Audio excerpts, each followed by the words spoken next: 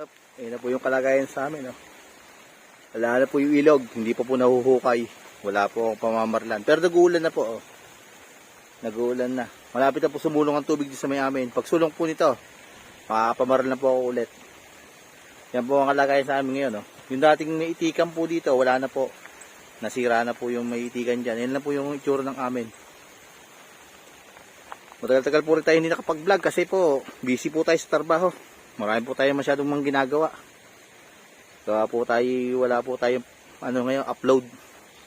Siguro po mga dadating na buwan, ano po, pagka sumulong ng tubig, yan po. Makakapag-vlog na po tayo ulit. Namimiss ko na nga po pamamaril. Lagi lang po nag-aanap buhay. Puro trabaho po inaatupag ko ngayon eh. Ano po kasi mayroon tayong pinag-aaral din mga anak.